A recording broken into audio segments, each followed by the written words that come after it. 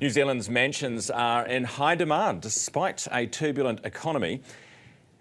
Have a look at this. One Roof and its data partner Velocity have found sales for 10 million plus properties, more than doubled since 2020, with 98 sales since the end of the COVID boom. There have been 27 sales in the last 12 months, with 2 homes selling for $28 million each. Sales spiked to an all-time high of 35 in 2021 and have since settled at an average of 31 a year. Let's take a look now at how much is being spent. In 2024, the total spend was 15 times what it was in 2014 and treble what it was in 2019. Only 4 sales have been recorded in 2025 so far, but that line is expected to be on par with the last few years. Patrick McAteer is with us, real estate agent, Sotheby's International Realty, is in the studio this morning. Good morning. Hey Brian, thanks for having us on board. Good to have you here. So when we say mansions, are we talking, I think big homes, or are we just talking expensive homes but potentially not that big? Oh look, I think the average square footage of a home's around 900 square metres, so yeah, they would be considered, I guess, mansions in New Zealand, but in other parts of the world, just a home. Right. Just a home, yeah. So it doesn't take much for us to get to a mansion? No, not really, no. Are you surprised by these numbers? I mean, you're in the business, so you're obviously, yeah. and this is your end of the market, so you kind of are familiar with it. But the numbers surprising you at all? Not really. I think New Zealand's always been a very desirable place to live, and and I think that's increasing as there's sort of this more sort of political unrest around the world. New Zealand becomes more and more attractive. So not really. I think, some of the sales that we've seen and that we've had this year already indicate that trends, it's on trend to hit those numbers. You've got a couple of houses that you're going to show us in just a second, but I wanted to get your take very quickly on, there's talk that the government might be going to make some tweaks, potentially, if they can get Winston on board around foreign buyer bans, that kind of thing.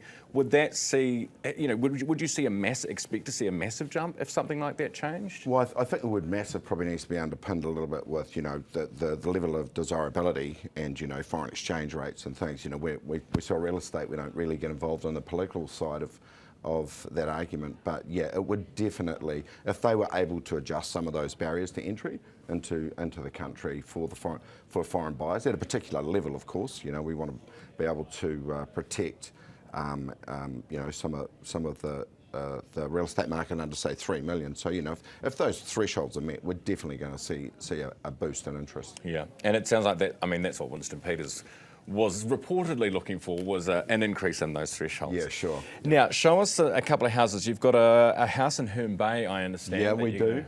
Yeah.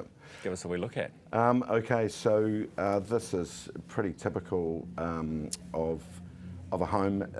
When I say typical, these are the sort of homes that the internationals and a lot of New Zealanders look at. This will be circa around 10 million.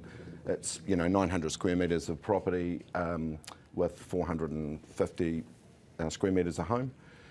So yeah, it's what the internationals look for, and a lot of discerning New Zealanders with privacy, security. That's really one of the key elements of this, but architecturally designed as well. It's Hoxha Bailey designs, beautiful architectural home, and again, that kind of turnkey. So no work to do. They basically, arrive and walk straight in. Yeah. In a lot of cases, they'll take the furniture as well. Oh, really? Yeah. Does that mean that it's not primary homes? No, in a lot of cases, certainly we've had, my partner Suzanne and I have had, instances where we've been dealing with people for 2 years now, and they're returning expats, 30 years overseas in Germany, and they came back and, they made a significant purchase here of 12.5 million in Parnell. They'll use that, probably up to a month a year. Wow. So for a lot of those purchases at that level, it is really a secondary home. And when you're talking about, if you've got a home that you think is worth, in this region and you're looking at selling, does that mean you should probably get it all jazzed up before you sell it if turnkey is such an important priority? Oh, look, definitely the people that we deal with at that level, there's a significant amount of money spent on repairs and maintenance anyway. I mean, these properties at, circa 10 million and even up into the 20s, do require ongoing, a lot of ongoing maintenance. They're big grounds and, you know, big properties to keep at that level. So yeah, that seems to be the desired sort of shopping list, I guess, for most internationals, and for a lot of internationals that are currently domiciled in New Zealand with New Zealand passports, or the means to be able to purchase. Where are these houses? You know, we mentioned Herne Bay, Remuera. Is it all the usual locations you would think? Yeah, look, I think, you know, definitely on the shopping list. A lot of the people that Suzanne and I deal with, you know, they don't really have much of a vision of New Zealand, so we have to start quite broad and kind of bring them in. Takapuna Beach is popular. You know, definitely Herne Bay, Queenstown, obviously, where we've got a good footprint down there. Is popular, but in most cases, you know, as I say, it's all about privacy, security, and proximity to the city.